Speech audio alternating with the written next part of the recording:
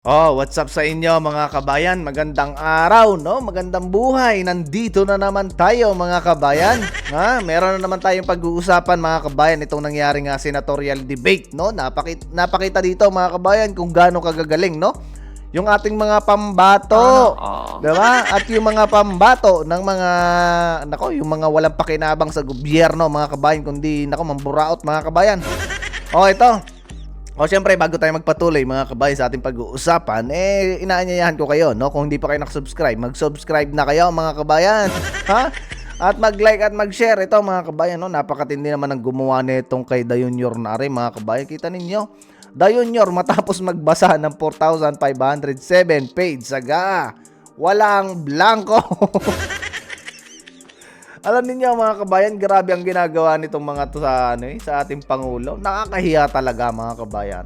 Nakakahiya kahit tayo mga kabayan nahihiya na dito sa pangulo natin. Grabe magkalat ang ating pangulo kasi ayaw pang bumaba kasi. Ibigay mo na doon sa karapat dapat. Nako, my goodness. O ito mga kabayan, kahapon kasi hindi tayo nakapaggawa ng video mga kabayan, tayo na busy. Itong sinabi ni Atty. Vic Rodriguez na kailangan mag-fire follicle test. Abay, kailangan sagot na rin ni Bungit ay no. Why should I do that? What he is saying, public office is a public trust. Kita nyo mga kabayan, na hindi niya alam, no? Kung bakit ba siya ay kailangan magpa-hair follicle test. Has nothing to do with the follicle test. Wala namang connection yung sinasabi niya. Alam niyo mga kabayan, napakalaki ng connection noon. Ay kung ating Pangulo mga kabayan ay bangag, ha? At totoong gumagamit na pinagbabawal na pulburon mga kabayan. Makakapag-desisyon ba, no? Makakapag-desisyon ba ng matino ang ating Pangulo mga kabayan? Lasa ko hindi mga kabayan. Isipin ninyo ha, katulad na lang nung kanyang sinabi, no? Na kung hindi mai-implement, no, yung pinirmahan niya mga kabayan na budget for 2025, kung yan hindi mai-implement, isa-shutdown niya ang Pilipinas. Kita ninyo mga kabayan kung ang ating Pangulo ay may matinong pag-iisip at hindi nga lulong dyan sa pinagbabawal na pulburo na yan, ay bakit mga kabayan ganun ang kanyang sasabihin sa mainstream media? Diba nakakahiya mga kabayan, napapanood pa man din tayo ng mga taga-ibang bansa, no? Ng buong mundo mga kabayan, napapanood ang ating Pangulo na talagang lutang mga kabayan kasi yung sinasabi niya hindi maganda. Kita ninyo?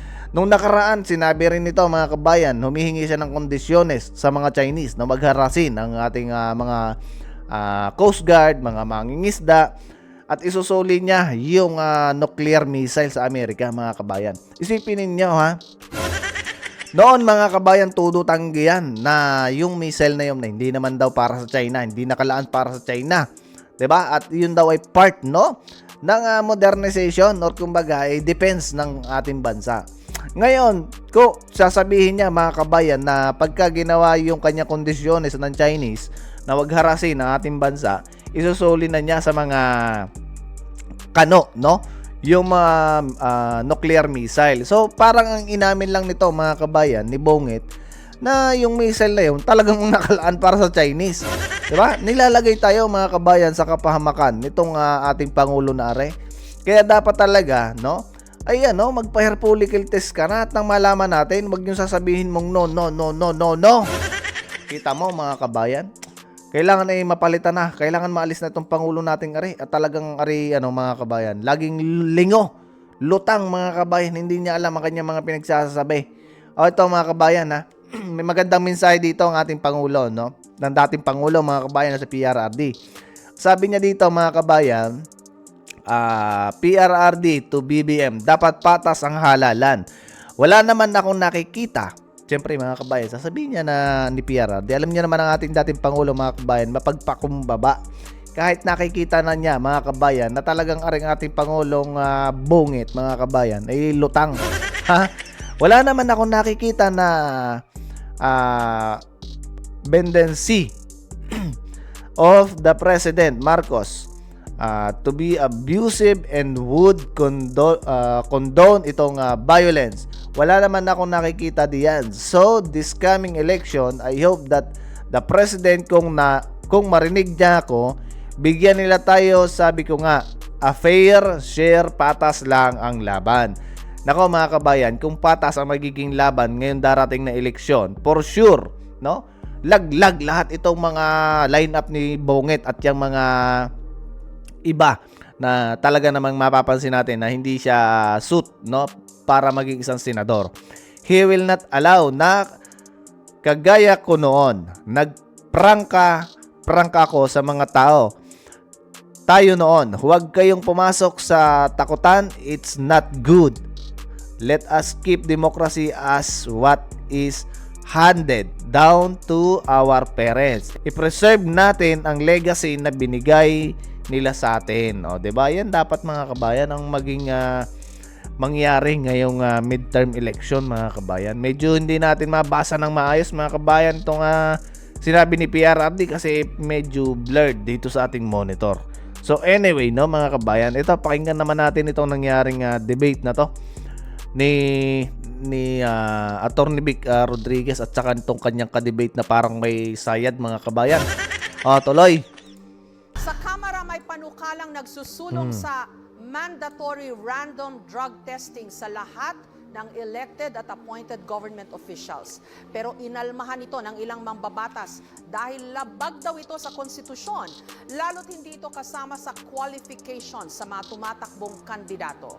Ang tanong ng bayan, sinusuportahan mo ba o hindi ang panukalang dapat dumaan sa mandatory random drug testing ang mga elected at appointed official ng gobyerno? Mga kandidato, tayo mga kabayan, suportado natin yan, yung mandatory drug test at saka yung death penalty mga kabayan. Para na sa ganon, mabawasan ng tulunggis sa ating bansa, no? Kita ninyo, dami ng mga tulunggis. Merong dalawang lalaki nung isang araw na nakita natin nag-viral sa Facebook, no? At saka sa TikTok. Yung dalawang lalaking magkayapos mga kabayan. Yung pala ay lulong mga kabayan at sabog na sabog, 'di ba? Ay kung walang mga drug test o walang implementation ng about sa drugs mga kabayan, baka tayo maging zombie na pagkatapos ng administrasyon ni Bungit. bumoto na ho kayo? Yes or no? Ito, mga nag-yes sa katanungan mga kabayan. Ang dami na nag-yes, Martinez, Kay Robin, De La Rosa, Mendoza, hindi ko makakilala to mga kabayan, tong si Arellano. Ito si Leo de Guzman mga kabayan, matagal na tong tapiling takbo, kaso wala naman tong bilang. Si Rodriguez, si Bondok ang ayaw mga kabayan sa sa mandatory drug test. Ayan tingnan ninyo mga kabayan, si Castro, si Espiritu, si Ramos, si Casino, yan yung mga ayaw nilang mag-drug test ang opisyalis. Kita mo, tuloy. Dalawang abogado naman ang magtatapatan, sina Attorney Vic Rodriguez at Attorney Luke Espiritu. Ako po. Ito mga kabayan, si Espiritu na to. Ito yung naghamon mga kabayan, 'di ba? Kay PRRD at kay Duterte kay Pulong, ay kay kay Paulo mga kabayan, naghahamon yan si kay PRRD. Po ay sang-ayon na sa mandatory drug testing sa lahat ng elected and appointed officials sa gobyerno bilang pagtugon sa Article 11, Section 1 of our Constitution that public office is a public trust at dapat lahat ay may accountable sa ating mamamayang Pilipino. Kulang pa po yung oras nyo, baka may gusto pa ho kayong sabihin. At yun nga po aking isinususog din yung Dangerous Drugs Board Resolution number 13 series of 2018 na nagpapahintulot na i-undergo sa drug test ang mga elected officials. Okay, pakinggan po naman natin ang posisyon ni Attorney Luke Espiritu. Ang pagsugpo sa droga, hindi yan magic formula para sulbahin ang lahat ng kabulukan sa gobyerno. And dyan na naman tayo, ginagamit na naman natin ang droga bilang pinagkakasya natin ang problema ng buong bayan na yan ang magiging problema. Yan ay tukhang mentality ni Duterte. Kaya yan lumalabas dahil aminin na natin, nagbabanggaan si Marcos at si Duterte, pinaparatangan niya si Marcos na bangag. Kaya meron tayong mga mandatory drug testing na ganyan. Sawang-sawa na ang taong bayan sa bangayan ng Marcos at Duterte. Pag-usapan nyo yung tunay na issue sa kahirapan, hindi yung mga droga-droga na yan. Mga kabayan, kita ninyo ang style nitong Espiritu mga kabayan. Napaka kumbagay nonsense. Isipin mo mga kabayan, ang usapin ay yung mandatory drug test diyan sa mga takbo na opisyal or yung mga mamumuno sa ating bansa. Pero kita ninyo ang sagot mga kabayan. Dapat talaga mandatory yan mga kabayan. Kita ninyo tayo mga simpleng manggagawa, no? tayo mga simpleng nagtatrabaho mga kabayan, bago ka makapasa, no? Bago ka maging isang regular or isang trabahador, kailangan mo dumaan dyan sa mabusisi, drug test, dyan sa medical mga kabayan, lahat na. Pero itong mga official, no? Yung mga official na masasabi natin maglilingkod sa ating bansa at sa ating mga Pilipino, exempted. Putragis na yan mga kabayan. Kita ninyo nung in-exempt ni pangalan nito nung PNP chief, no? Kita ninyo mga kabayan, gaano karami yung nahuli, no? Na sangkot sa ipinagbabawal na gamot na means in uniform. 'Di ba? Sus Mariosep. Ho ba kayo doon? Kinakailangan malinaw sa atin. Bakit ang mga security guard bago ma-hire sa trabaho kinakailangan sumailalim sa drug testing?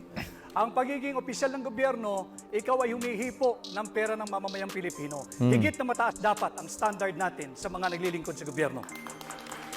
Attorney Espiritu? Bakit hindi Dapat talaga mga kabayan mas mataas yung standard, no? Kasi yung mga kabayan ang hahawak, no? Lalong-lalo na yung mga pondo, yung pera ng taong bayan, dapat sila may kapasidad mga kabayan at saka fit to work. Unlike ni Bungit mga kabayan na lahat na lang ng sinabi niya ni Bungit ay puro drawing sa hangin. hindi tayo magkaroon ng competency test, integrity test, honesty test, at mahigit sa lahat, pro-masa test? Dahil yun ang mas importanteng mga issue sa ating bansa. Yan ba yung bangayan ni Marcos at ni Duterte? Yan ba may kinalaman yan sa sahod na hindi nakabubuhay ngayon? Yan ba may kinalaman sa kontraktualisasyon na nagpapahirap sa ating mga manggagawa? Yan ba may kinalaman sa kahirapan? Yan ba may kinalaman sa presyo ng mga bilihin? Kita ninyo mga kabayan, no? Ito yung mga senador dapat talaga na maihalal natin. Kita niyo si Atty. Vic Rodriguez mga kabayan. Kumbaga makikita natin na yung yung pagiging professionalism niya. Kita ninyo mga kabayan, no? Ganyan dapat, napaka-decente. Unlike dito sa itong isang to mga kabayan, At yan ang mga Ay, espiritu pala. ng taong bayan sa ngayon, hindi yung bangayang Marcos at Duterte. Ang usaping droga ay hindi bangayan ng dalawang nagbabangga ang pamilya sa politika. Ito ay tunay na nangyayari at nagaganap sa ating bansa. Kaya ako ay naninindigan na dapat sumailalim ang lahat ng opisyal ng pamahalaan at simulan natin sa tanggapan ng Pangulo. Nung kayo po ay nasa Malacanang, Attorney Rodriguez, mawalang galang na po, nagpa-drug test po si President BBM nung siya po ay na-put under question dito ho sa isyung ito. And there were people questioning the veracity nung kanyang drug test results. I agree, Ma'am Jessica, no? Subalit kaunting pagtatama lamang. Yung drug test na ipinakita, that was during the campaign period, sometime November of 2021. Noon namin ipinakita yung negative drug test. Subalit nagpapatuloy yung issue ng paggamit ng droga ng mga matataas na opisyal ng ating pamahalaan. Para matapos na ang istoryang ito sapagkat ito'y interes ng lahat ng Pilipino. Sumailalim na sa isang open, fair, transparent, and credible hair follicle drug test ang lahat. Tama. Yung bang drug test po ni President BBM noon, hindi po hair follicle test yon? Hindi ito hair follicle test. Okay, now you want him to undergo that test. Para matapos na yung usapin kung sino ba talaga ang gumagamit ng droga. Kinakailangan pagbigyan natin, again, ulitin ko, public office is a public trust. Malinaw yan sa ating saligang batas, Article 11, Section 1. At karapatan ng bawat Pilipino, lalo na ng mga kabataan, malaman kung tayo ba'y pinamumunuan ng isang taong may tamang pag-iisip. Gusto niyo po mag-react doon, Attorney Espiritu? Si Attorney Vic ang proof kung bakit ang droga ay may kinalaman sa bangayan Marcos at Duterte. Nung panahon na siya ay pro-Marcos, siya ay drug test ang kanyang pinapanlandakan na negative si Marcos. Ngayon na siya ay pro-Duterte, gusto niya ngayon i-testing si Marcos ng hair follicle test. At gusto niya ngayon nag-drug testing. Maraming salamat po kay Attorney Rodriguez and kay Attorney Espiritu. Kita ninyo mga kabayan ang ipinipilit nitong mga to, no, lalong-lalo na yan yung about lang sa pamumulitika, about lang sa banggaan ng dalawang pamilya, yung issue. Pero ang totoo mga kabayan, dapat talaga ay ang mga official, no, ang mga namumuno sa ating lipunan, sa gobyerno, dapat ay mag-undergo ng mandatory drug test mga kabayan. Especially yung Pangulo natin mga kabayan na lagi nangingiwi-ngiwi, di ba? Kita ninyo mga kabayan, marami tayong mga, hindi naman tayo bata na, ano? Hindi tayo bata mga kabayan para hindi natin makita yung diferensya ng mga may matitino na hindi gumagamit ng ipinagbabawal na gamot at yung mga gumagamit ng ipinagbabawal na gamot. Kita ninyo yung sintomas, yung panga niya, ngingiwi-ngiwi. Tapos yung dila niya mga kabayan, parang nagbabalo-baluktot. Kasi nga mga kabayan, maaring ito ay lulong mga kabayan sa ipinagbabawal na pulboron. Di ba mga kabayan, napakarami na nagsasabi na ito talaga ay may problema mga kabayan, itong ating Pangulo. So anyway, ayan, napanood natin mga kabayan ang debate ni Attorney Vic Rodriguez diyan sa kanyang kalaban na yan mga kabayan, wala sa hulog. So anyway, see you sa susunod na video mga kabayan. Pag-usapan naman natin itong nangyari kay